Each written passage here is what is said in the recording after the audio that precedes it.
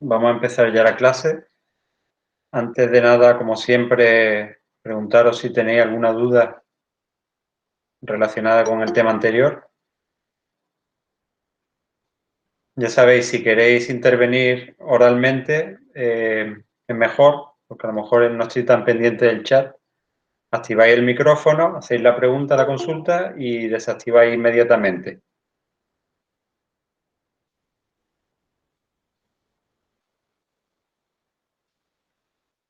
Bueno, voy a empezar, en primer lugar, dando las gracias por bueno, pues vuestra comprensión con el examen. Sé que ha sido un poquito raro, las circunstancias eran difíciles, no era el primer examen que hacía con todos los alumnos, cada uno en su casa, haciéndolo por su cuenta. Evidentemente tenía que ser un examen diferente para cada uno, sobre todo para evitar que os copiéis y más que nada porque de esa forma es más justo, sobre todo para el que ha estudiado mucho respecto al que no ha estudiado nada.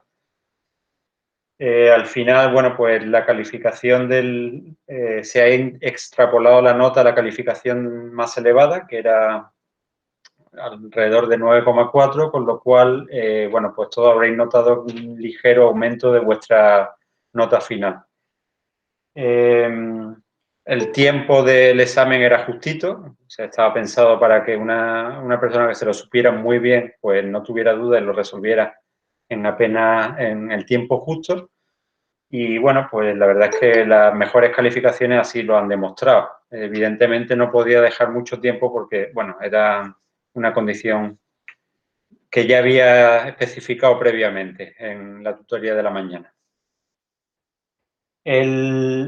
Yo creo que lo más importante es que gracias a que se ha puesto este examen, todos habéis llegado al tema 3 con un conocimiento más que suficiente de la representación de la información.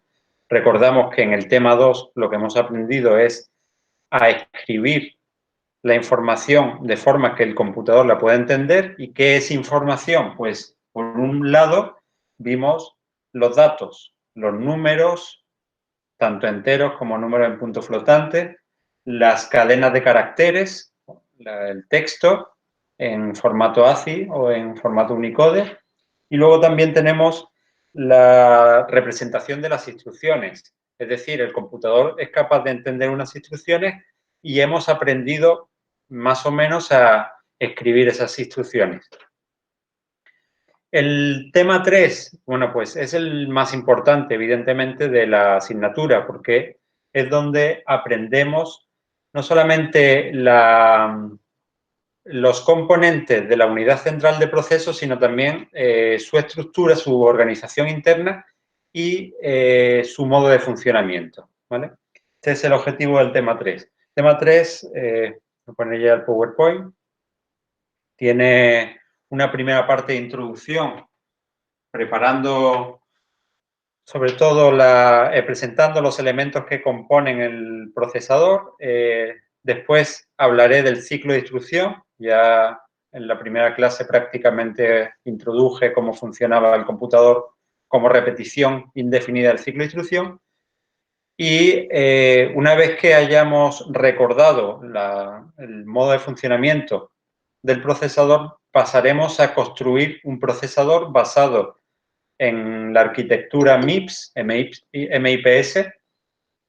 un procesador que solamente es capaz de entender 8 tipos de instrucciones, pero que es más que suficiente para que conozcáis en profundidad cómo está hecho por dentro la parte más importante del computador, ¿vale? Bien, voy a empezar, si queréis interrumpirme ya sabéis, voy a empezar recordando. Voy a ir a una primera aplicación de puertas lógicas, aquí la tengo. Recordando los componentes de los que está hecho el computador. Esencialmente es un circuito formado por muchos transistores. Los transistores se combinan formando puertas lógicas. Una puerta lógica, aquí vemos el ejemplo en la puerta OR, capaz de operar sobre 2 bits y generar un resultado que es un tercer bit. Si recordáis, internamente la puerta lógica está formada por transistores que no son más que interruptores.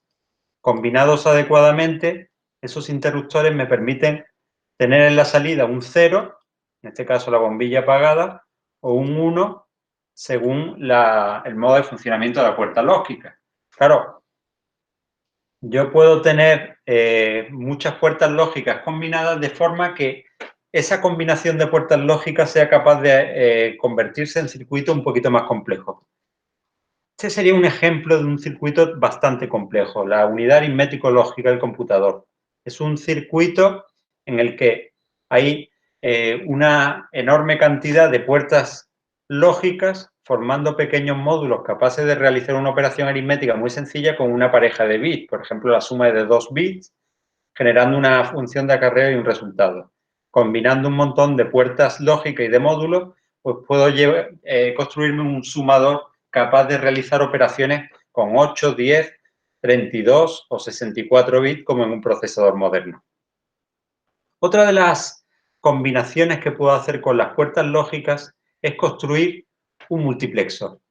Este es uno de los elementos que nosotros vamos a utilizar más dentro de la unidad central de proceso. El multiplexor es como una especie de semáforo entre distintas calles. Vamos a poner un ejemplo del multiplexor más sencillo con dos entradas y una salida. Estas dos entradas serían como las dos calles que se cruzan y un semáforo regula que en la salida yo tenga el valor que llega por la entrada número 0 o el valor que llega por la entrada número 1. Fijaros que aquí hay un bit de control que puede valer 0 o 1. Cuando el bit de control vale 0, ¿se ve bien? Yo creo que se ve bien, ¿no? Mira el chat. Cuando el bit de control vale 0, en la salida aparece el valor que haya presente en la entrada 1. Por ejemplo, si aquí hay una patata, pues en la salida aparece una patata. Si aquí hay un tomate, como el semáforo está a 0, como el semáforo sigue a 0, la salida sigue siendo patata. En el momento en que yo cambie el valor de semáforo a 1, la salida vale tomate, en este ejemplo. Es decir, aquí dentro hay 4, 5, 6 puertas lógicas, pero lo que me sirve esa combinación de puertas es para seleccionar entre varias entradas una sola de ellas, que es la que tendremos en la salida. ¿Por qué es tan importante el multiplexor dentro de la unidad central de proceso? Porque en el fondo la mayor parte de la tarea que tiene que hacer la unidad de control es reconducir la información. Por ejemplo, un dato que está en la memoria tiene que hacer que llegue hasta la unidad aritmético-lógica. Un dato que está en un registro tiene que conseguir que llegue hasta otro registro. Entonces, toda esa información tiene que viajar por dentro del computador siguiendo un recorrido que se establece como mediante el gobierno. Fijaros que un multiplexor tiene, en este ejemplo sencillo, tiene 3 entradas y una salida. De las 3 entradas, 2 de ellas son por las que circula la información, las patatas y los tomates. Pero esta señal de control es también de entrada, es decir, es información que yo envío al multiplexor y que le va a ayudar a decidir, ¿vale? Son señales de control y señales de datos. Recordamos además que una señal en realidad es un solo bit. Es bastante frecuente que los multiplexores que utilicemos nosotros sean multiplexores de buses. ¿Qué era un bus? Os recuerdo, si por un cable circula un bit, que puede ser el potencial 0 o potencial 5 voltios, o 0 y 1, cuando yo tengo varios cables juntos puedo circular un dato completo, por ejemplo, un número en punto flotante. Entonces, yo voy a tener normalmente en el computador multiplexores que trabajan sobre buses. Este multiplexor en particular, bueno, voy a elegir uno con 4 entradas. Tiene 4 buses de entradas y un solo bus de salida. ¿Qué hay en el bus de salida? Lo que me establezca el bit o los bits de control. Yo con un par de bits de control puedo especificar si en la salida está la entrada 0, la entrada 1, la entrada 2 y la entrada 3. Por tanto, este bus de control necesita 2 bits porque hay 4 posibles entradas. Si yo tuviera 8 posibles entradas en el multiplexor, tendría 3 bits. ¿De acuerdo? ¿Alguna duda? De todas formas, volveremos a introducir los multiplexores cada vez que lo necesitemos, ¿vale? Pero, importante por ahora, recordad que hay puertas lógicas que están hechas de transistores. Las combinaciones de puertas lógicas me permiten hacer, por ejemplo, semáforos como los multiplexores o circuitos bastante más complejos como las unidades aritmético-lógicas, ¿vale? Esto es más o menos queda resumido en esta transparencia. Bien, no sé si recordáis de la asignatura de electrónica, en la parte de electrónica digital, que os hablaban de 2 tipos de circuitos lógicos, los que se llamaban combinacionales y los que se llaman secuenciales. Recuerdo que en el caso de los combinacionales, estos son ejemplos típicos de circuitos combinacionales. La salida solo depende de los valores que hay en la entrada. Por ejemplo, si aquí hay un determinado valor, la salida va a tener un valor que es exclusivamente de los valores de las entradas, las 4 de datos y esta entrada de control. La unidad aritmético-lógica, esta unidad aritmético-lógica tiene una salida, abajo se muestra el resultado de la suma de los números. Por ejemplo, aquí estoy sumando el 2 y el 8 y me da como resultado el 10, ¿vale? Un ejemplo. Bueno, pues esta salida, la de abajo, depende exclusivamente de los valores que yo establezca para la entrada, incluyendo, por ejemplo, el bit de acarreo o cualquier otro bit que yo pueda tener en la entrada. En realidad, sí es importante que tengamos en cuenta que la salida no depende solo instantáneamente de las entradas. Es decir, que las señales de entrada, que en realidad son potenciales eléctricos y circulan por un conductor y por tanto se transporta a la velocidad de una onda electromagnética dentro de un conductor, eso hace que realmente la salida no responda inmediatamente a los valores de entrada. Normalmente se produce con un cierto retraso. Aquí, en este circuito, he puesto aquí una marca que dice con retraso. Fijaros lo que pasa. ¿Qué ocurre? Que si yo ahora escribo aquí un valor, la entrada está en 2. ¿Vale? Si yo aquí escribo un valor, patata, no aparece inmediatamente, sino que tarda un poquito. No sé si notáis que tarda un poco en reaccionar. Voy a hacer aquí un cambio de la señal de control. Del 2 paso al 1, ahora. Y tarda un poquito en reaccionar. Esa es la realidad de los circuitos combinacionales. Simplemente porque la onda electromagnética tarda en reaccionar y todos los circuitos, todas las puertas tienen un pequeño retraso. Los retrasos se van a medir en unidades infinitesimales. Se miden normalmente en el computador en picosegundos. Pero claro, cuando un computador trabaja a una frecuencia que se mide en nanosegundos, pues los picosegundos no son tan pequeños, ¿vale? Eso hay que tenerlo muy en cuenta. También los transistores. Uno dice, oye, pues si un transistor mide apenas 5 nanómetros o 10 nanómetros, 15 nanómetros, ¿qué poco tiempo va a tardar la onda electromagnética a la velocidad de la luz en atravesar ese transistor? Sí, tarda muy poco tiempo, pero ese poco tiempo, picosegundos, para un computador que se maneja a un ritmo de nanosegundos, es un tiempo importante, ¿vale? Esto lo tendremos en cuenta casi al final del tema, los retrasos de los circuitos lógicos.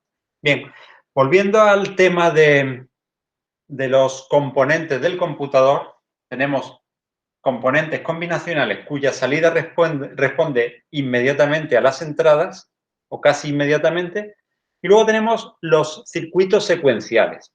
En realidad son podríamos decir que son los elementos de memoria, los que están preparados para almacenar la información. Vosotros recordáis de la asignatura que había unos dispositivos que se llamaban biestables que tenían la capacidad de almacenar un bit. Algo que parece relativamente sencillo, almacenar un bit, pues no es tan fácil, porque teniendo en cuenta que un electrón es fugaz, un electrón dentro de un conductor se mueve a la velocidad de la luz, pues a ver cómo somos capaces de capturar la información. Bueno, nosotros ya tenemos una cierta experiencia, o ya como ingeniero tenéis una cierta experiencia con almacenar los potenciales eléctricos en los condensadores. O sea, si tú tienes un condensador, en una de las placas del condensador es capaz de mantener una serie de electrones atrapados, ¿no? Es una forma de almacenar información. De hecho, la memoria del computador está hecha de condensadores. De forma que en una placa del condensador pongo 0 voltios o pongo 5 voltios. Dentro del computador, mejor dicho, dentro del microprocesador, la forma más frecuente para almacenar la información es el biestable. Un biestable también está hecho de puertas lógicas. En el fondo, estas puertas lógicas tienen una especie de retroalimentación que hace que una salida de una puerta se convierta en entrada de la otra. El objetivo de esta retroalimentación de las salidas con las entradas no es más que, de alguna forma, tú abres el transistor, por ejemplo, el de A, abres el transistor para que entren aquí unos electrones. Inmediatamente después lo cierras, pero esos electrones quedan atrapados. Imagínate que tú has metido por aquí un 1. Ese 1 quedaría atrapado en ese autorrecordatorio que hacen estos cables. Porque los cables, en el fondo, me estoy autorrecordando constantemente. Tengo un 1, tengo un 1, tengo un 1, tengo un 1. Y nada me va a cambiar porque he cerrado los transistores de entrada. Entonces, ¿cuál es el resultado? El resultado es que yo tengo un elemento capaz de almacenar un bit, ¿vale? Un biestable es capaz de almacenar un bit. Imaginaros que llamo Q a esa salida, la salida de este dispositivo. La salida de... voy a mostrar, no sé si os fijáis en el vídeo. Yo aquí, en el biestable, guardo un 1. O sea, por la entrada almaceno un 1. Desaparece la entrada, sin embargo, la salida de un biestable es su contenido. La salida sigue siendo 1. La diferencia está respecto a los circuitos convencionales, que la salida no depende solo de la entrada en este momento, sino de una entrada que llegó hace un rato. Esa es la capacidad de memoria la que hace que el circuito sea secuencial. Bien, pues nosotros vamos a utilizar no un biestable, sino un conjunto de biestables. Esto de aquí, esta figura de aquí, representa un registro del computador, ¿vale? Os suena lo del registro ya bastante. Lo hemos usado en el tema 2 para hablar del sitio donde se guarda la información. Pues efectivamente el computador está lleno de registros y cada registro está formado, pues por ejemplo, por 32 bits, que en realidad son 32 o 64 biestables, cada uno con capacidad para guardar un bit. Aquí tengo un ejemplo de un registro con 8 biestables con capacidad para almacenar 8 bits. Bien, pues os voy a describir un poquito lo que son las entradas y las salidas de un registro. La principal entrada de un registro es otro bus, es un bus por el que llegan tantos bits como yo quiero guardar dentro del registro. La salida de un registro es simplemente su contenido. Es decir, de cada uno, la salida de cada uno de los biestables que contiene. Yo tengo 8 biestables, este tiene un 0, este tiene un 0, pues la salida del registro es simplemente los valores de entrada. Los valores contenidos en el registro. Bueno, ¿y para qué me sirve la entrada? Por ejemplo, yo cargo aquí, yo pongo aquí un valor en la entrada, ¿y qué ha pasado en la salida? Nada. Pongo aquí una patata en la entrada, ¿y para qué me sirve? Nada. Un registro no sirve de nada mientras yo no active la carga del registro. Es decir, mientras yo no almacene un valor. Hay un botón en todos los registros que se llama load, o en prácticamente todos los registros hay un botón que se llama load, que hace lo siguiente. automáticamente el valor de la entrada se guarda en el registro. Desaparece la señal LOA y ya la salida no depende de las entradas de ahora. Si yo tengo aquí en la entrada un valor ahora, la salida no depende del valor de la entrada ahora, sino del valor de la entrada que tuvo hace tiempo. ¿Por qué? Porque el registro en realidad lo que hace es retener información. Y esa información se retiene porque cada biestable tiene una retroalimentación que se autorrecuerda. Tengo un 0, tengo un 0, tengo un 0 o tengo un 1, dependiendo de cada uno. Así que los registros no solamente necesitan una entrada, sino también una señal LOA. Cada registro tiene siempre un bus de salida que es un reflejo de su contenido. Es más, si este registro, en el tema 2 a los registros le he llamado R8, R7, vamos a suponer que este sea el registro 8 o el cubilete rojo. Bueno, pues el bus de salida siempre tiene el nombre del registro, del mismo registro. O sea, si este es el registro 8, el bus de salida se llama también R8 o $8 y salida sería $8. Los registros casi siempre son síncronos, es decir, el funcionamiento del registro no tiene sentido en cualquier momento, sino solamente cuando la señal de reloj alcanza un determinado valor. Lo más frecuente en los registros en un computador es que estén cargados, o sea, que el funcionamiento solamente sea válido en el momento en el que, fijaros en la señal de reloj, hay una rayita aquí roja, esta es negra.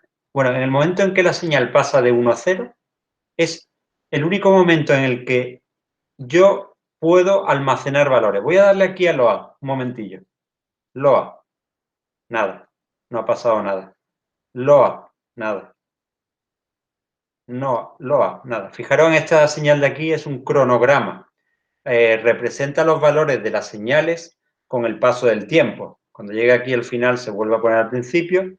Yo le doy al LOA, no pasa nada. Pero si el LOA está activo en el momento en que llegue la señal de reloj, ¿qué ha pasado? Que los valores de entrada se han almacenado dentro del registro. Y ahora tengo un nuevo valor en la entrada. Le da igual la salida. El contenido del registro sigue siendo el antiguo. Ahora, si yo le doy al LOA, no pasa nada. Pero si yo le doy al LOA y coincide que el reloj está bajando, se carga el valor al nuevo valor. ¿Vale? Bien, pues los registros se pueden complicar un poquito más. Por ejemplo, al registro le puedo añadir nuevos valores. Por ejemplo, el típico botón de reset. Cuando llegue la señal de reloj, como reset está activo, se pone a 0. A veces puedo tener un botón de incremento de cuenta, por ejemplo, un registro contador. Mientras yo tenga activa la señal de contador, el registro se irá autoincrementando y del 1 pasará al 2, del 2 pasará al 3 cuando llegue la señal de reloj. Y si dejo de contar, pues no pasa nada. Luego tengo los resets asíncronos. Un reset asíncrono es simplemente ponerlo a 0 independientemente de que llegue o no llegue la señal de reloj. En definitiva, los registros pueden ser síncronos o asíncronos. Cuando son síncronos, solamente pueden cambiar su contenido coincidiendo con un momento del ciclo de reloj. Veremos que los computadores están gobernados por un reloj común. Ese reloj es el que ya muchos conocéis, porque dice, cada vez que vaya a comprar un procesador, dice, este procesador es de 2 GHz. Automáticamente sabéis que está gobernado por un reloj cuya frecuencia es de 500 picosegundos o de 0,5 nanosegundos. Bueno, pues esa única señal de reloj que gobierna todo el procesador es la que me permite que todos los registros del computador cambien su contenido no cuando les dé la gana, sino solamente en los momentitos en los que la raya tiene el valor rojo. Hay otro tipo de procesadores de registros que se cargan por nivel, es decir, que pueden cambiar su contenido siempre que la señal de... Voy a darle al contador aquí. ¿Vale? Siempre que la señal esté en flanco, perdón, en un determinado estado, arriba o abajo, puedo cambiar el contenido del registro. Pero son poco frecuentes dentro del procesador porque lo que se intenta es que los eventos dentro de la unidad central de proceso sean instantáneos y no a lo largo de un ratito. ¿Vale? Eso hace que el funcionamiento sea más sencillo. Estoy todavía preparando, antes de entrar en materia, la materia es ver el funcionamiento, la organización interna de la unidad central de proceso, pero es importante que entendamos más o menos, todavía de una forma un poco superficial, cómo funcionan los elementos que van a formar la unidad central de proceso. ¿Preguntas? Bien, voy a poner otro. Hay un pack, el pack 2 de aplicaciones que está dentro del campus virtual, justo debajo del PowerPoint. Lo podéis descargar y podéis ejecutar estas aplicaciones por vuestra cuenta. Bien. Otro de los elementos importantes dentro de un procesador es la memoria, ¿vale? Dentro de un computador más que de un procesador. ¿Qué es la memoria? Pues la memoria es un almacén donde cabe una gran cantidad de información. Prácticamente es como si fueran muchísimos, miles de millones de registros, ¿vale? Voy a poner aquí un ejemplo de una memoria.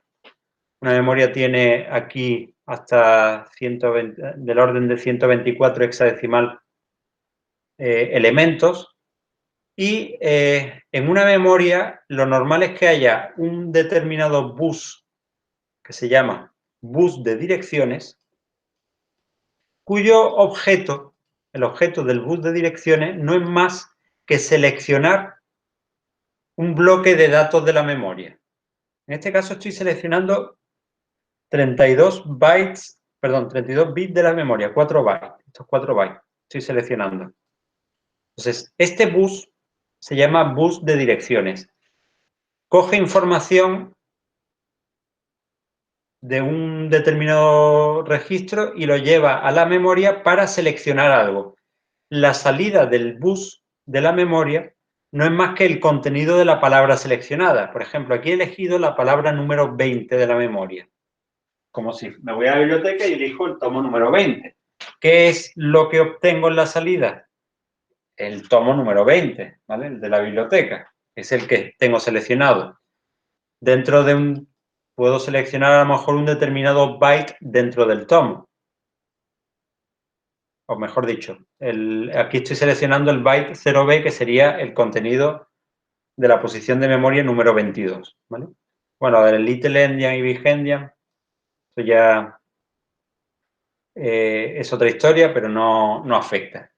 Las memorias pueden ser de solo lectura, como esta de aquí. Es una memoria que solamente, de la que solo puedo leer el contenido, ¿vale? Pero también puede ser una memoria de lectura y escritura, que es lo más frecuente. Que yo no solamente pueda leer un libro, sino que también pueda almacenar un libro en la biblioteca.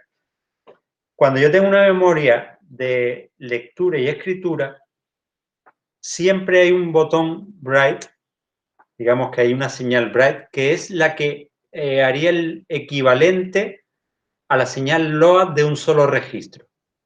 Una memoria son miles de millones de registros, pero de los miles de millones de registros solamente puedo trabajar en cada momento con uno de ellos, el que me diga el bus de direcciones. Bien, he elegido el elemento de la memoria número 16, ¿vale? 16 en decimal, 0x0010 en hexadecimal, he elegido este elemento de la memoria, puedo leer su contenido, pero también puedo escribir su contenido. Fijaros este valor que hay aquí, como cuando yo le dé el write, va a pasar dentro de la posición de memoria número 16. Le doy 1, 2, 3, automáticamente este valor se ha almacenado en la memoria. Por tanto, en la memoria puedo leer el contenido y puedo escribir el contenido. Si recordáis el día de las tarjetas, casi estoy por repetirlo otra vez para el que no haya asistido, el día de las tarjetas, casi todos vosotros representabais un elemento de la memoria de solo lectura. Es decir, ¿cuál es el contenido de la posición de la tarjeta 0? Y lo leía. Y el de la tarjeta 4 lo leía. Y el de la tarjeta 8 lo leía. Y el de no sé, y solo en un caso, en todo el ejercicio de ese día, solamente en un caso, una de las tarjetas cambió su valor. Es una operación de escritura. Es muy poco frecuente en el computador. Digamos que de cada 20 operaciones que yo hago con la memoria, solamente una es de escritura. Es relativamente poco frecuente, ¿vale? ¿Y por qué es poco frecuente? Bueno, pues lo normal en un computador es que coja la información, haga muchísimos miles de millones de operaciones y cuando termine escribe los resultados. Y la escritura de resultados es lo más rápido que hace el computador, lo que menos tiempo le necesita y lo que menos memoria va a necesitar. Bueno, pues ya lo tenemos todo prácticamente. De la frecuencia de reloj prefiero, aquí viene algo, pero lo voy a dejar para el final. Y vamos ya directamente al funcionamiento del computador. Recordamos, nos basamos en una arquitectura que se conoce como de von Neumann, por John von Neumann, que fue el que la desarrolló, que hace que el computador no sea más que un procesador, una unidad central de proceso y una memoria que almacena datos e instrucciones, ¿vale? Además, hace falta un mecanismo de entrada y salida que me permita comunicar con el exterior del computador, porque si no, ¿para qué sirve un computador si no puedo ver lo que está haciendo? ¿Vale? Bien, el procesador ya en detalle está formado. El procesador es el chip más importante de un computador. Está formado en un 95% de su superficie por la unidad de datos y aproximadamente un 5% de su superficie, estoy hablando del chip, por la unidad de control. La unidad de datos de un computador tiene esencialmente tres elementos. Uno, la unidad aritmético-lógica. Por ahora, pensad en el sumador-restador, que trabaja en negativos complementados. Dos, registros. ¿Cuántos? Varios. Del orden de 32, 64, 16, una cosa así. ¿Y cuál es el tercer elemento? Pues los buses que comunican los registros entre sí, los registros con la ALU y con el exterior. Y los multiplexores, que son los semáforos que hacen que los buses encaminen la información buscando el destino adecuado. Es lo que se llama aquí la lógica de encaminamiento, o sea, buses y multiplexores. Lógica de transformación es la que transforma los bits. Cuando yo cojo dos buses con dos números, puedo transformarlos para generar un resultado que puede ser la suma. Por eso se llama lógica de transformación a la unidad aritmético-lógica. Además, hay unos buses importantes. El de control es el bus a través del cual la unidad de control le da órdenes. ¿A quién le da órdenes? Pues este bus rojito de aquí es un bus que reciben los multiplexores por aquí. O sea, es señal de control que gobierna los multiplexores. Es señal de control que recibe la unidad aritmético-lógica, esta de aquí, por ejemplo, para saber si va a sumar o va a restar. ¿Que voy a sumar? Cojo los bits de aquí y los de aquí. ¿Que voy a restar? Cojo los bits de aquí con el complemento a 1 de aquí y un bit de acarreo inicial 1, de forma que obtengo una resta, ¿vale? Entonces, esta señal que llega a la unidad aritmético-lógica, que le dice suma, resta, también es una señal de control que llega por aquí. También es una señal de control la que recibe el registro cuando le dicen cuéntame, resetéate asíncronamente. Carga el valor, resetea, cuenta. Estos bits que recibe el registro también son señales de control. Hay un registro muy importante de tipo contador en el computador. Voy a ponerlo carga por flanco. Es el contador de programa. Se llama así, evidentemente, porque es un registro de tipo contador. Porque recordad que las instrucciones, el contador de programa me elige las instrucciones que se van a ejecutar. Y por defecto, después de una instrucción, yo paso a la siguiente, ¿vale? Cuando yo ejecuto una instrucción, por defecto, la siguiente instrucción que voy a encontrar en la memoria es la que está en una posición +1 o +4. Ahora hablaré de eso. ¿Dudas? Además de los buses que hay internamente, el bus de control, hay un bus de estado que le permite a la unidad de control saber cómo se encuentran los registros. Hablaré un poquito más adelante. Buses que trabaja con la memoria, a través de los cuales recibe información de memoria, o a través de los cuales yo le digo a la memoria con qué elemento quiero trabajar. Quiero el elemento número 8 de la memoria. Por aquí te lo envío. O quiero modificar el elemento número 8 de la memoria. Pues elijo el elemento y luego modifico el contenido de ese elemento de la memoria. También habrá buses, evidentemente, que me permitan comunicar la información al exterior. El día de las tarjetas era cuando yo había terminado de hacer el factorial y me ponía a gritar por la ventana. El 24, bueno, pues esa era una operación de salida. De los registros que forman, recuerdo aquí los registros del computador, hay dos tipos de registros, de propósito general y de propósito específico. De propósito específico, los registros más importantes son el contador de programa, un registro que me indica siempre qué instrucción que está en la memoria se va a ejecutar. El contador de programa contiene una dirección de memoria, por tanto, un número natural que no es más que un número de orden para decir dónde está la instrucción. Cuando yo selecciono esa instrucción, automáticamente se suele guardar un registro que se llama el registro de instrucción. Es decir, la unidad de control recibe esa instrucción y a partir de ahí ya sabe que tiene que ejecutarla, ¿vale? Antiguamente, en los computadores había registros para guardar direcciones de memoria, se usaban en los modos de direccionamiento indirecto, son registros de punteros, y otros registros de datos. Todos los procesadores modernos han, digamos que, eliminado este conjunto de registros de aquí. Los de datos también lo han eliminado y solamente se usan los registros de propósito general. Es decir, un registro 0, 1, 2, 3, 4, $0, $1, $31, esos que ya conocéis del tema anterior, son registros que a la vez sirven para guardar datos o instrucciones, ¿vale? Entonces, digamos que eso ha sido una evolución relativamente reciente.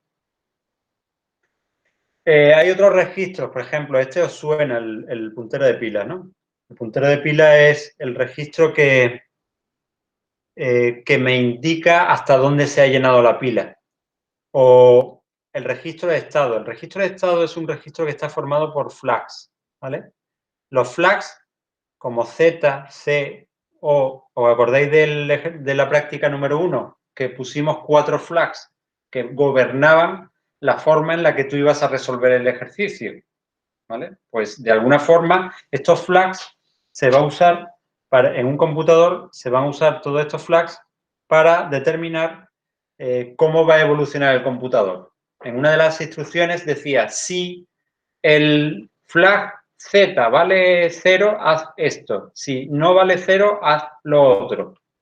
Bueno, pues esa decisión es lo que se conoce como estado. Es este bus de aquí no es más que los flags se le envían a la unidad de control para que tome decisiones.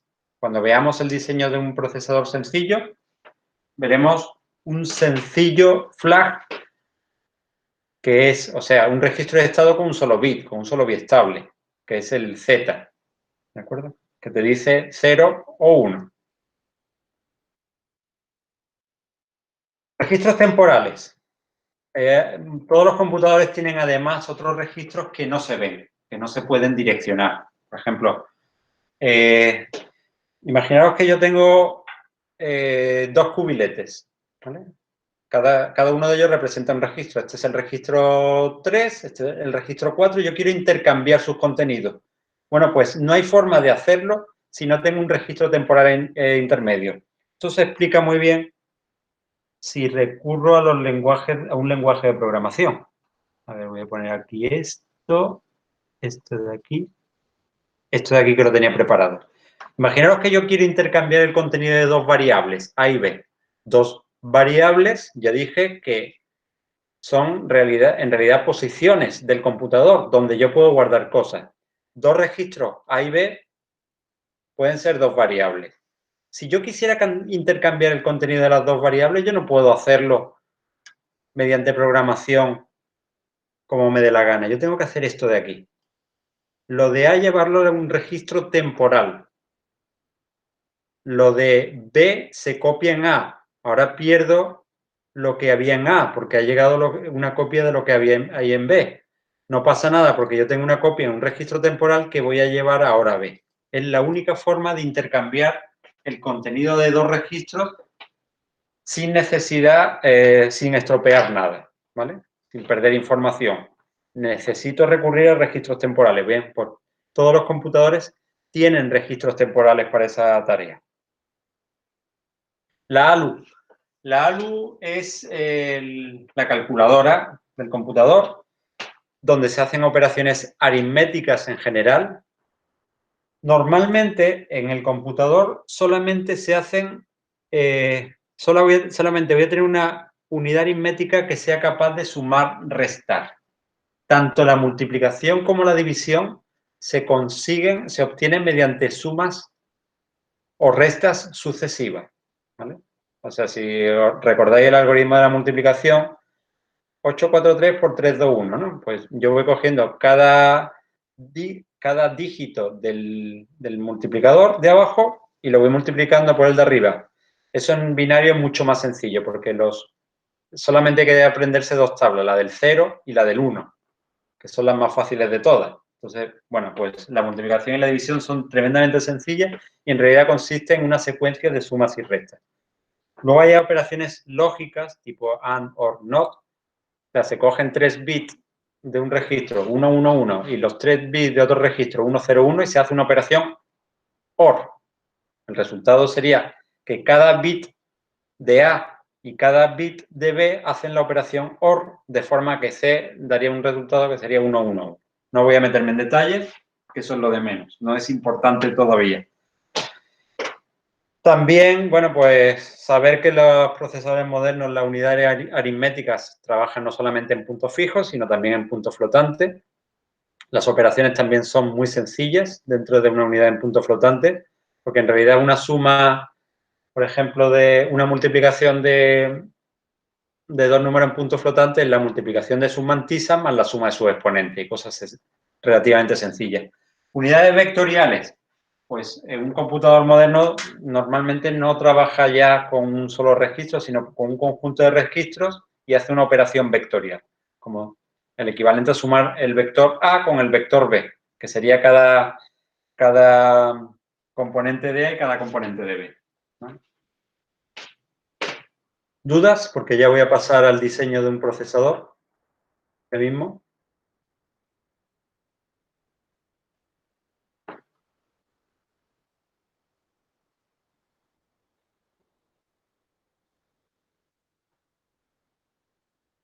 En el ciclo de instrucción, todavía... Esto ya voy a ir bastante rápido porque el proceso ya lo conocemos.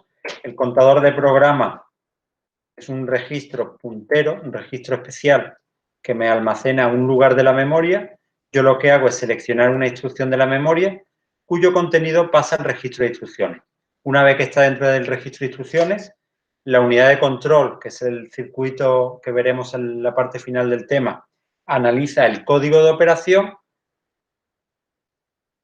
Por cierto, se me ha olvidado una cosa. El contador de programa automáticamente se incrementa. Es un registro de tipo contador, de forma que de la instrucción 0 pasa a la instrucción número 1. Usando la información del registro de instrucción y el estado del computador, yo recibo como unidad de control un código de operación. Ese código de operación, formado normalmente por 6 bits, es lo que yo voy a utilizar para generar una serie de órdenes de control que me permiten ejecutar la instrucción. ¿Esas órdenes de control qué son? Pues esencialmente es, abro este semáforo, cierro aquel, pongo este registro, le envío que cargue, la unidad aritmético lógica le digo que sume o que reste o que haga una operación OR, lo que sea. Es decir, da una serie de órdenes. En realidad, imaginaros el primer día de clase que yo dije, la unidad de control la represento yo. Y yo soy una persona muy torpe, pero soy muy rápida. Entonces, ¿qué es lo que hace la unidad de control? Tiene una tabla que dice, yo tengo 6 bits de código de operación, pues tengo que darle a estos botones. Me pongo a darle a botones como loco y lo hago muy rápido. Entonces, ¿yo qué recibo? Código de operación 000010. Significa ADI. Pum, pum, pum, pum, pum. Le doy a los botones y se ejecuta la instrucción. El contador de programa apunta a otra instrucción. La cojo.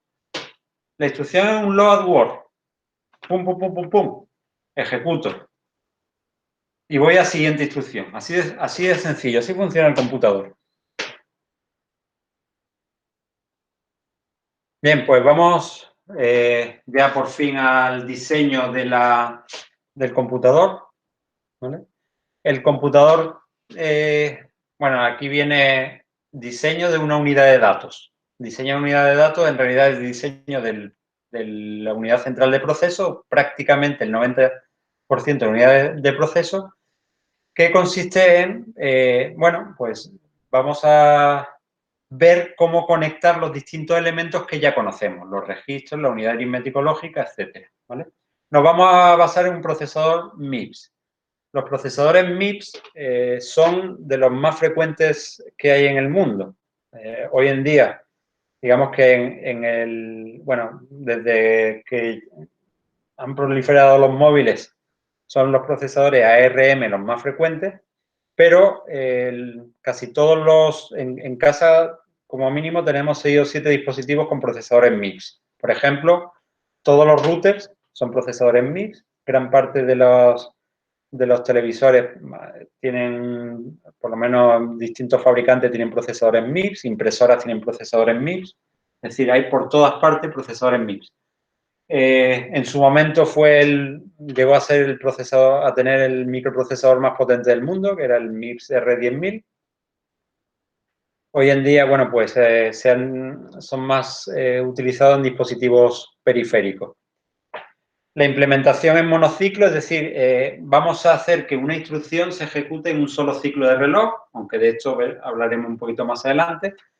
¿Sabéis algo ya del procesador MIPS? Tiene un banco formado, se llama banco al conjunto de registros. Está formado por 32 registros y cada registro tiene 32 bits. Los registros se llaman desde el $0 hasta el $31. Y el registro $0 contiene solamente el valor 0. Un registro contador de programa también de 32 bits, ¿vale? Y aquí eso está mal escrito. Tiene una memoria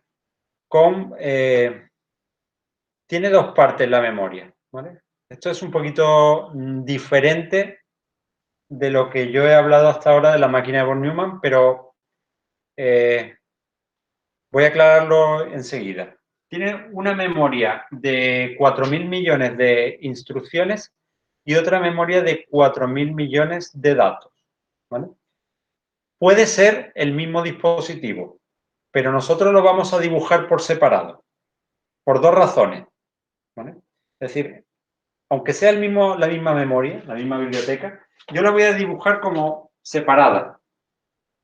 Y las dos razones por las que las dibujo por separado es, primero, porque se entiende mejor el circuito si yo pongo por un lado la memoria de instrucciones y por otro lado la memoria de datos, aunque sea el mismo circuito. Y segundo, porque en la práctica, en todos los procesadores modernos desde 1980, existe un elemento de la memoria que se llama la cache, que hay una para las instrucciones y otra para los datos. La cache no es más que un pequeño almacén dentro de la memoria donde se guarda la información, la parte de la memoria que se usa más. Como la memoria es un dispositivo lento, es decir, imaginaos que yo estoy sentado ahí en el fondo del salón de mi casa y quiero leer un libro, pues me tengo que levantar y tardo mucho más en coger un libro de la memoria que de un registro que tengo al lado de mi sillón, ¿vale? Entonces, como la memoria es un dispositivo lento, los computadores modernos tienen un pequeño almacén intermedio que se llama la cache. Y ese almacén intermedio realmente está separada las instrucciones de los datos, ¿vale? Entonces, por eso me conviene que en mi procesador se ejecuten, tenga una memoria para instrucciones y otra para datos. Todos los elementos de memoria están sincronizados con el flanco de bajada. Esto me va a servir para entenderlo todo mejor. Y del banco de registros. El banco de registros está formado por 32 registros. $0 a $31.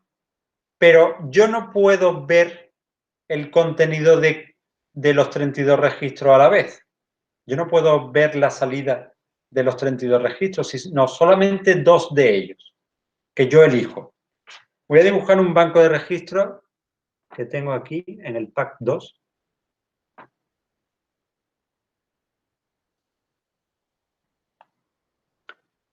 Bueno, pues imaginaros que yo tengo 32 registros, los 32 registros del MIPS, desde el $0, el que tiene todos ceros, hasta el $31.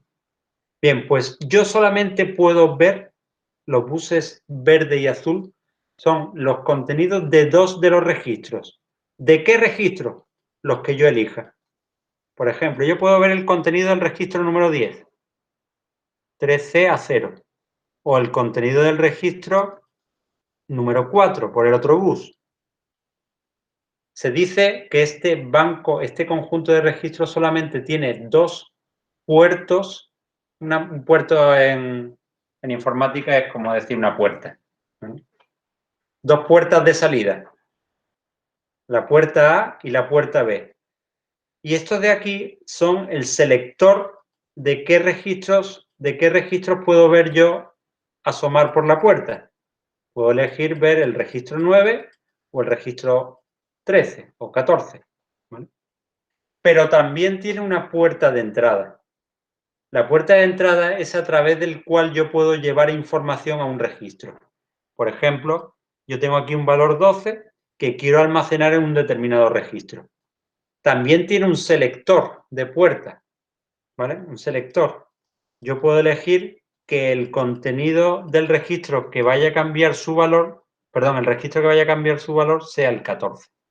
Así que cuando yo le diga escribe, el registro 14 cambiará de valor.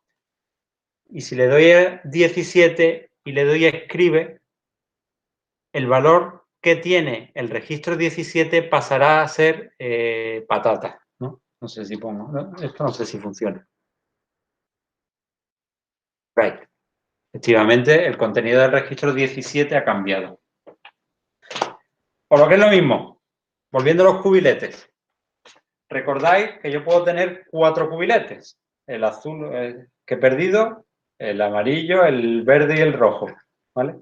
Si digo en una instrucción, súmame el contenido del cubilete verde, que es una pila, con el contenido del cubilete verde.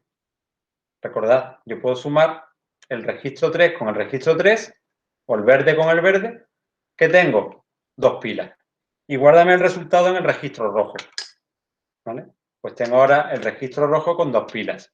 Pues para eso está preparado el banco de registros, para sacar 2 operandos y escribir un resultado, que es lo que más se utiliza, una de las instrucciones que más se utiliza en el computador. Sumar dos valores, restar dos valores. Las operaciones binarias son tan frecuentes que los registros, los bancos de registro tienen dos puertos de entrada y uno de salida. Ya desde hace, digamos que unos 15 años, casi todos los computadores modernos tienen tres puertos de salida y un puerto de entrada, porque en casi todos los computadores modernos existe una instrucción que se llama MADD, M-A-D-D, que lo que hace es A más B por C se guarda en D. Es una operación que tiene tres operandos de entrada y una de salida, y por tanto necesito leer el contenido de tres registros para enviarlo a una unidad aritmético lógica, por ejemplo, y una vez que he calculado el resultado, poder llevarlo al banco de registro. Bueno, pues lo tenemos todo. Estos son detalles de la unidad aritmético lógica irrelevantes por ahora. Bueno, ¿dudas? Qué callados estáis todos.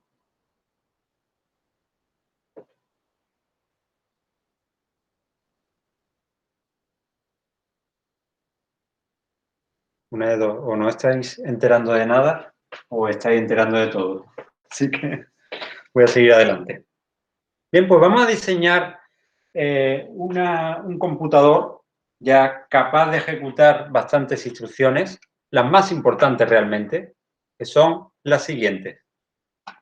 Una instrucción LOAD, capaz de traer un dato de la memoria, de la biblioteca, y llevarlo a un registro. Cualquier registro, destino, un campo que viene aquí, y la dirección de memoria siempre del direccionamiento relativo. El contenido de un registro más un desplazamiento se suman para buscar un valor en la memoria que llevaré al registro. Store, exactamente al revés. El contenido de un registro pasa a la memoria. Paradójicamente, el registro cuyo contenido se lleva a la memoria se llama RD, destino, pero aquí, en este caso particular, el registro RD, el que se elija en este campo, funciona como origen de información, no como destino. LUI es una instrucción aritmética, perdón, una instrucción lógica que mete un operando inmediato, lo mete en un registro, pero no, como el operando inmediato tiene 16 bits, como el operando de inmediato tiene 16 bits y los registros pueden guardar hasta 32 bits, se va a extender con 8 ceros por la derecha. ¿Vale? La instrucción en realidad se traduciría como load inmediato upper, la parte alta del registro. O sea, mete los 16 bits en la parte más alta del registro. Una instrucción aritmética genérica. Por la práctica ya habéis aprendido que todas las instrucciones aritméticas del MIPS están englobadas en una sola, cuyo código de operación es 00000. Es decir, este código de operación engloba todas las operaciones aritméticas en las que hay dos operandos fuente y un registro destino. Como es una operación que engloba a todas, necesita no solo de un nombre, sino de un apellido. Digamos que la instrucción estaría formada por la pareja nombre-apellido. Nombre siempre es 000, que significa instrucción aritmética. Apellido puede ser sumar, restar, and, or, etc. ¿Vale? Tanto, recordad que el código de operación que es lo normal en todas las instrucciones, aquí está metido en dos partes. Una parte aquí y otra parte aquí. ¿Vale? Fijaros que cada instrucción o cada una de las instrucciones que estamos viendo tienen un código de operación diferente.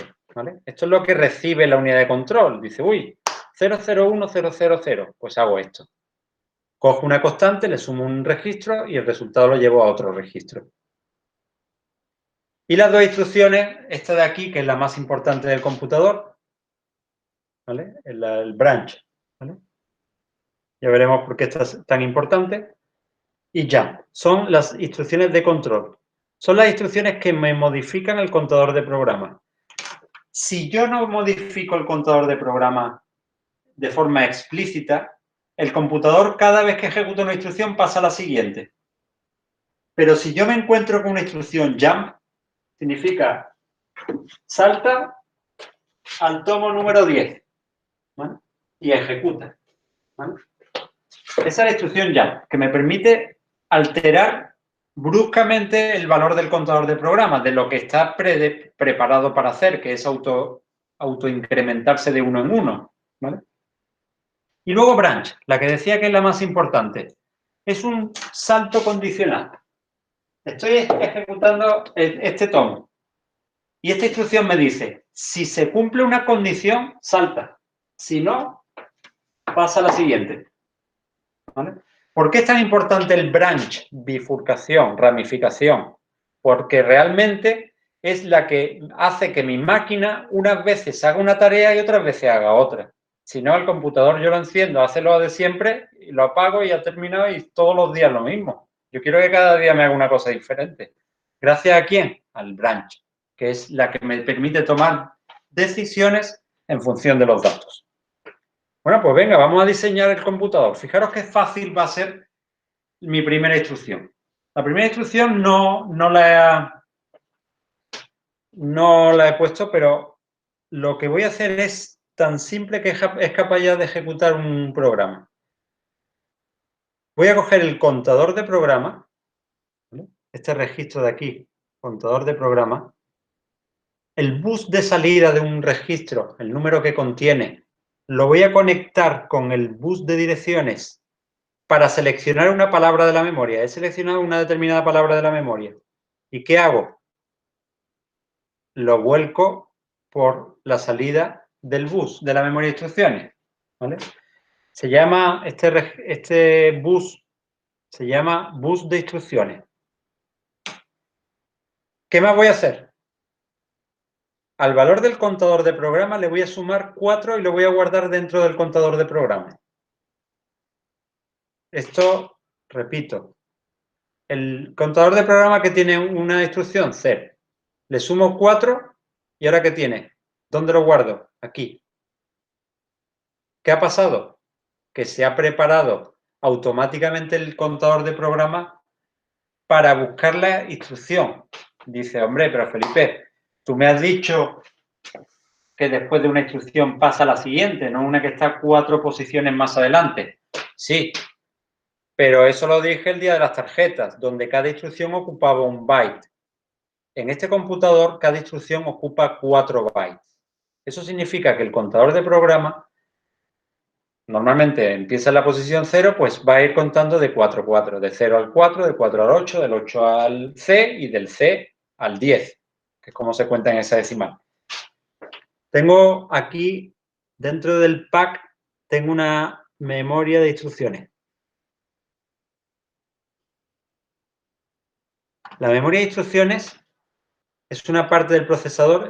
Realmente esto de aquí y esto es casi lo mismo, ¿vale?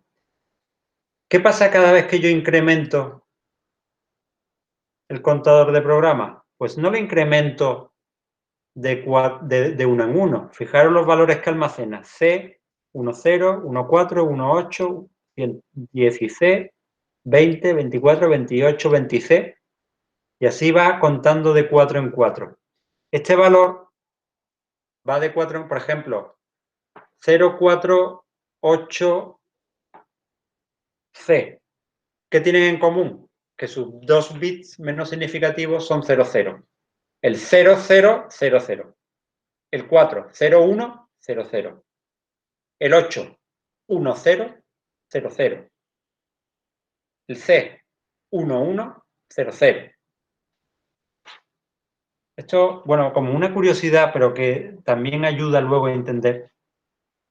Voy a escribirlo aquí. Bueno, voy al...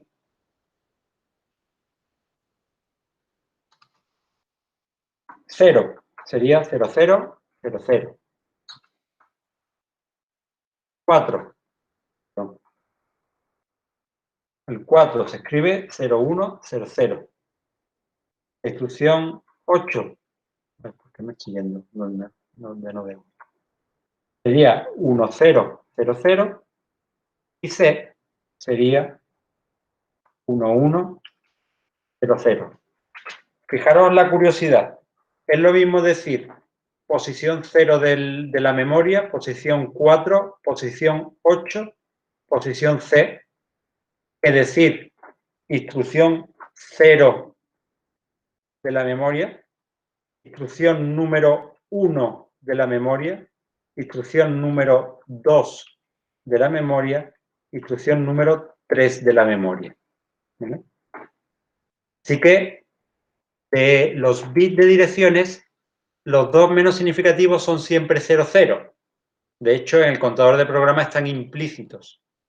No se guardan nunca esos 2 bits, porque lo que realmente se usan son todos los bits, pero eso lo voy a obviar. Vamos a suponer que el contador de programa guarda todos los bits y siempre los dos menos significativos son 00. Y el contador de programa no me apunta a las posiciones, me apunta a posiciones de memoria y no apunta no, digamos que no dice qué instrucción voy a ejecutar, sino en qué posición de memoria está la instrucción. No qué instrucción voy a ejecutar, sino en qué posición de memoria se encuentra. Una vez que yo he buscado la instrucción, esa instrucción es un bus, yo saco 32 bits. Esos 32 bits puedo interpretarlo o no interpretarlo como lo que sea. Yo saco 32 bits.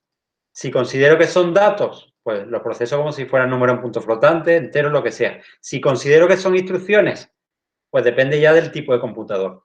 Puede ser una instrucción LUI, un branch, un store, etcétera. ¿Vale? O una instrucción ALU. Por ejemplo, esta instrucción ALU es de tipo AND.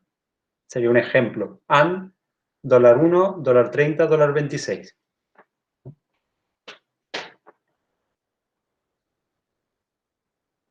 Bien, pues este computador ya es capaz de ejecutar este programa. La primera instrucción, no. La segunda instrucción, no. La tercera, igual. O sea, es un computador ya, pero solamente es capaz de entender una instrucción, la que no hace nada. Pero yo no quiero un computador que no haga nada, yo quiero un computador que sea capaz de entender ciertas instrucciones. Bien, voy a coger una instrucción. Yo quiero un computador que sea capaz de entender esta instrucción. ALU. Una instrucción que coge los datos de dos registros, hace una determinada operación y guarda el resultado en un registro. Pues fijaros qué fácil lo tengo yo.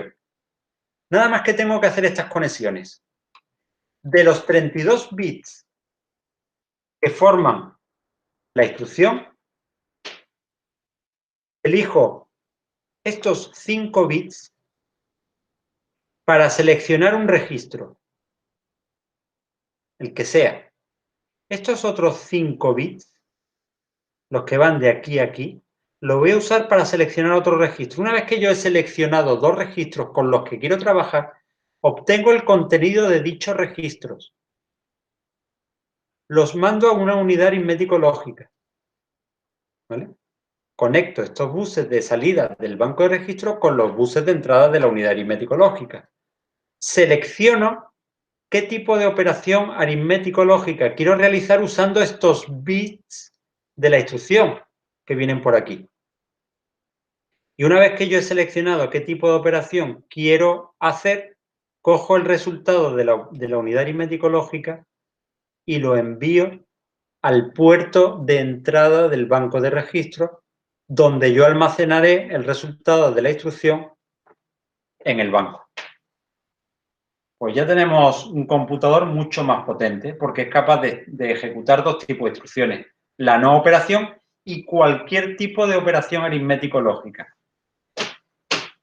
Vuelvo primero aquí.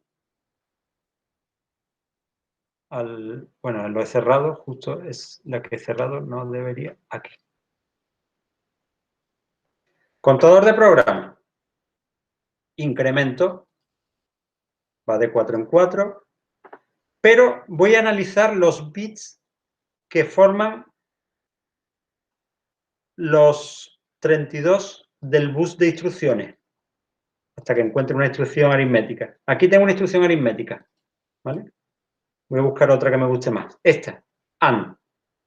Fijaros que de esos 32 bits que viajan por aquí, los que están en la posición 25-21, que aquí se han representado con el color verde, los bits que forman el registro fuente 2, que aquí se han representado con el bus azul, ¿vale? Este sería el bus verde, este sería el bus azul. Me permiten seleccionar los registros 10 y 27 dentro del banco de registros. Es decir, yo dentro del banco de registros, que lo he cerrado también, aquí.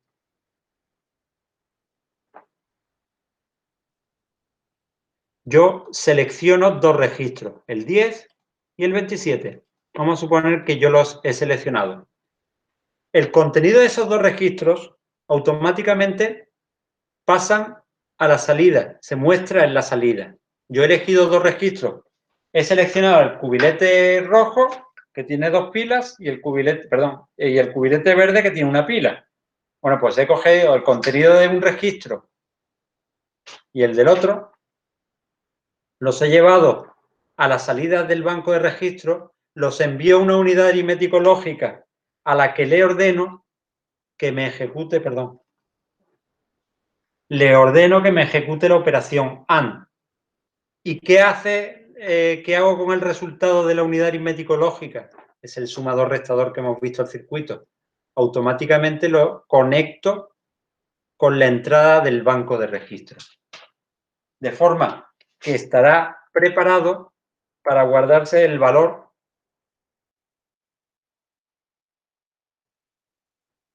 El valor se guardará en el banco de registros porque el resultado de la unidad aritmético-lógica estará listo para guardarse en el registro destino, que habré elegido previamente, perdonad esto, con el bus rosita, ¿vale? Esta es la parte, digamos que aquí está la clave de la asignatura, porque ¿cómo funciona el computador? Elijo una instrucción, es decir, el contenido de un contador de programa, envío a la memoria de instrucciones, la memoria de instrucciones me devuelve en su salida un bus formado por 32 bits, esos 32 bits me conectan el banco de registros, me seleccionan los registros con los que yo quiero hacer una operación, también selecciono la operación aritmética que quiero realizar, preparo el resultado, le doy un tiempo, te voy a dar tiempo porque las señales, las ondas electromagnéticas tienen que atravesar todos estos dispositivos. ¿Qué tiempo le voy a dar? Pues voy a medir el tiempo. Esto va a tardar 100 picosegundos, esto 200 picosegundos, esto va a tardar 250 picosegundos. Yo aquí ya tengo la seguridad de que la señal electromagnética ha llegado. ¿Cuánto ha sumado los tiempos del recorrido que ha tardado? Pues unos 450 picosegundos. Oh, perfecto. Este computador puede funcionar a 2,2 GHz, pero le voy a dar 2 GHz. Funcióname a 2 GHz porque te voy a dar un margen de seguridad. Vaya a ser que un electrón o un efecto cuántico haya llegado un poquito antes de lo normal, ¿vale? Entonces, le doy 2 GHz. ¿Que tú quieres hacerle? Se llama overclocking, una cosa que le hace la gente al procesador, meterle más frecuencia. ¿Que tú le metes más frecuencia? Vale, te estás arriesgando a que no lleguen los electrones a tiempo. Pero yo he establecido una frecuencia en base a los retrasos de los distintos dispositivos. Miro la hora porque está bastante cerquita del final. ¿Dudas? Voy a hacer una cosa. Voy a cerrar este. Voy a cerrar este. Y voy a hacer... Me queda uno. Este también. En vez de ejecutar el banco de registros, la memoria que guarda las instrucciones o la memoria que guarda los datos, voy a ejecutar este que se llama IPMIPS,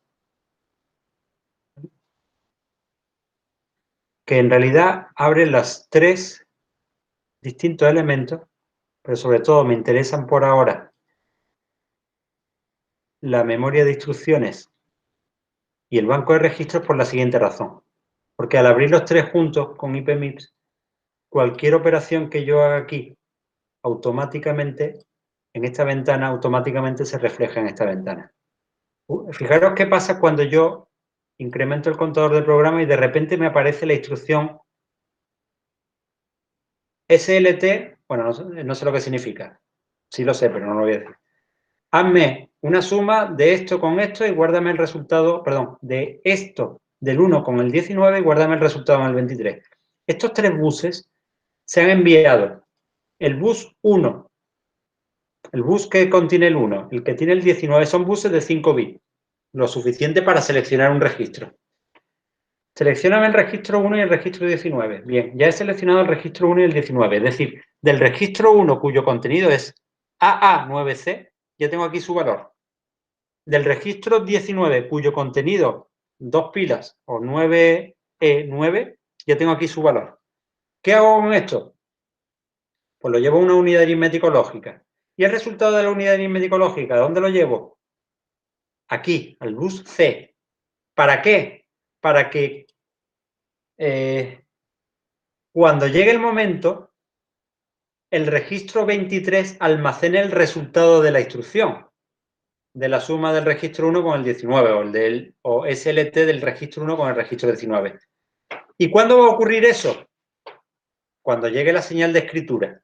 Y esa señal de escritura, y esto es muy importante, esta señal de escritura ocurre al final, siempre justo al final de la instrucción. Si la instrucción va a tardar 500 picosegundos, pues en el mismo instante en el que ese registro cambia de valor, el contador de programa cambia de valor para buscar la siguiente instrucción. Y los dos van a ser exactamente a la vez. Porque de esa forma tengo la garantía de que una nueva instrucción no me altere lo que acabo de hacer. Si todos los registros del computador cambian exactamente en el mismo momento, digamos que el resultado de una instrucción será el de, o como lo típico del lenguaje de programación. En un ciclo de instrucción,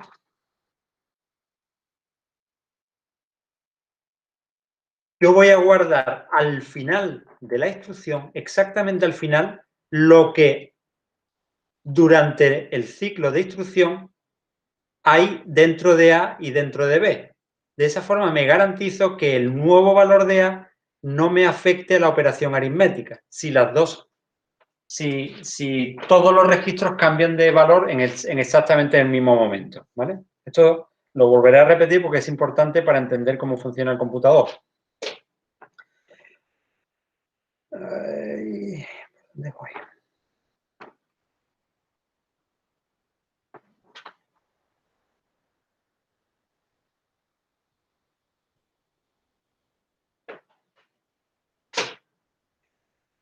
Esta es la última instrucción que voy a ver en detalle, que es ADI.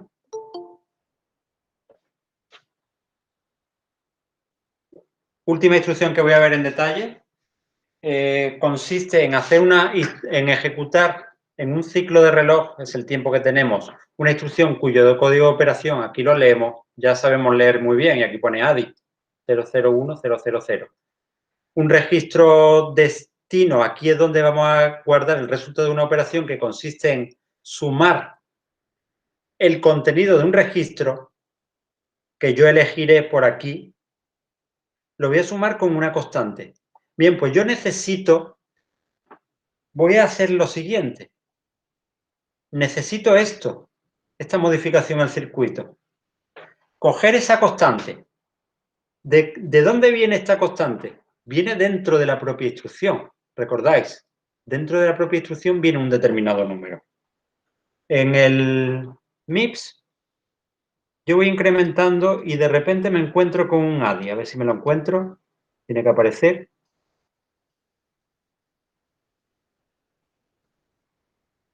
Venga, qué mala suerte. Ah, aquí hay una. ADI, el registro 29, lo voy a sumar con este número. Este número es el valor 39, directamente, ¿vale? 1000, 100, 111. El valor 39, todos sabemos que ahí pone 39 ya, a esta altura. Este número es de 16 bits. Lo primero que voy a coger es ese número de 16 bits que viene por aquí dentro de la propia instrucción, lo voy a hacer más grande. Un número que era de 16 bits lo voy a convertir en un número de 32 bits. Y lo voy a enviar a la unidad aritmético lógica. Pero la unidad aritmético lógica ya la tenías ocupada para sumar A con B. Ah, por primera vez voy a necesitar un multiplexor. El multiplexor me va a permitir decidir si lo que yo quiero sumar u operar dentro de la calculadora es lo que viene del registro A con lo que viene del registro B en una determinada instrucciones, o lo que viene del registro A con una constante en otras instrucciones como ADI. ¿Y quién decide esto? Pues ahí intervengo yo, que soy la unidad de control. Yo soy capaz de mirar este código de operación y saber distinguir si lo que yo quiero es sumar un registro con otro registro o sumar un registro con una constante. Y yo soy la unidad de control, el que enciende o apaga este botón. ¿Cómo? Miro esto y ya sé si tengo que encender o apagar este botón. Y por tanto, sé si voy a hacer la operación entre lo que viene de los dos registros o lo que viene en un registro. Fijaros aquí este número 0027, aquí se convierte en 000027. Si este hubiera sido el -1, FFFF, el registro de salida seguiría siendo el -1, FFFF, con otras 16 unos por delante, porque lo que he hecho ha sido convertir un número negativo en complemento 2 en otro número negativo complemento 2 mucho más grande. Ahora que los dos números tienen 32 bits, ya los puedo enviar a la unidad aritmético lógica, donde me hago la suma bien de un registro con un registro o de lo otro, ¿vale? Elijo a quién le hago la suma, registro con registro si la instrucción es add, o registro con inmediato si la instrucción es add. Y eso es lo que gobierna la unidad de control. Bien, pues ya tenemos un computador que es capaz de hacer ADIs, sumas y restas, y no, la no operación, la que no hacía nada. Luego, en la próxima clase ya, porque aquí ya me queda muy poquito tiempo y es lo que me queda un poquito complicado, explicaré que vamos a necesitar un multiplexor aquí porque el nombre del registro destino a veces está en estos bits. El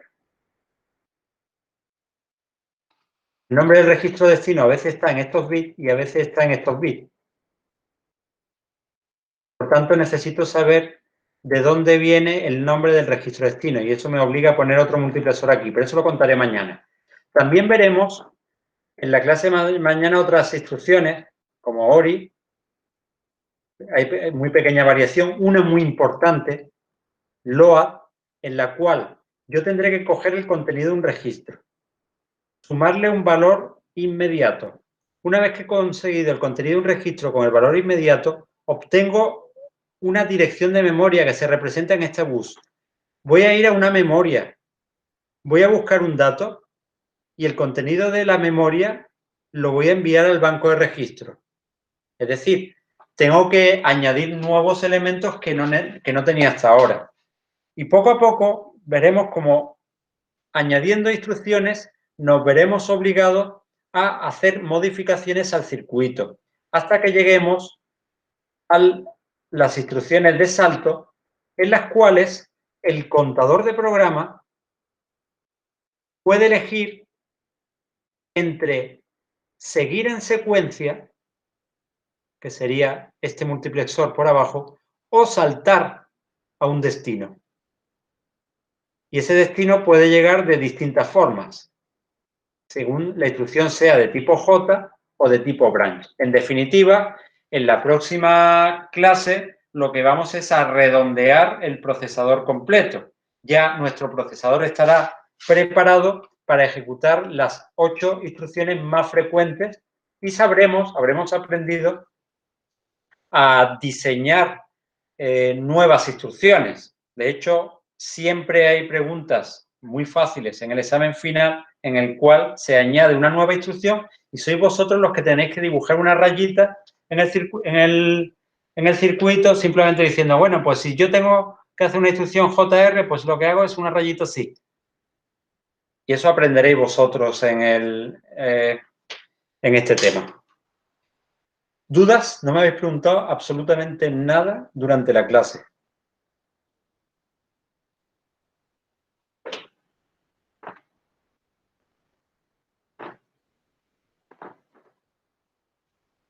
Bueno, pues un minuto más y ya corto la... Si no hay preguntas, corto. Se ha entendido todo. Muchas gracias.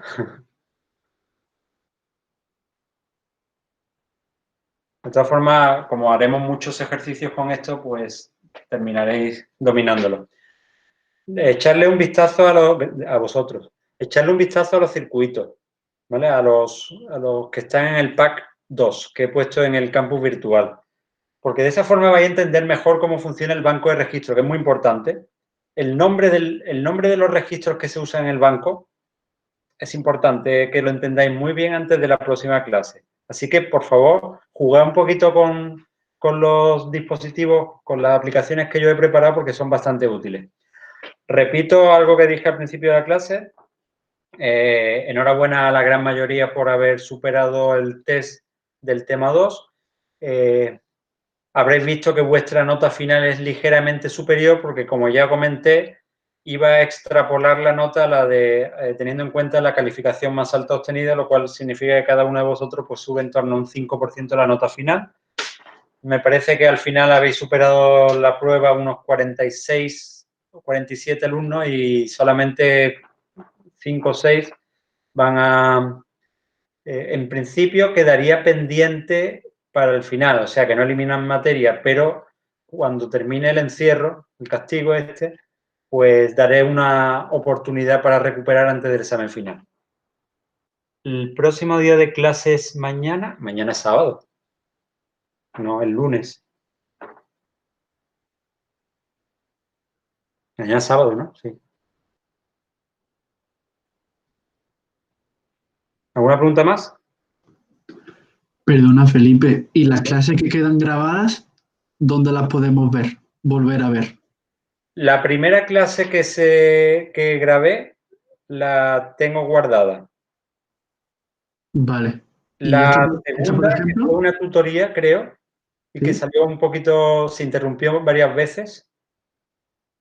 Esa no. La primera la voy a subir junto con esta, ¿vale?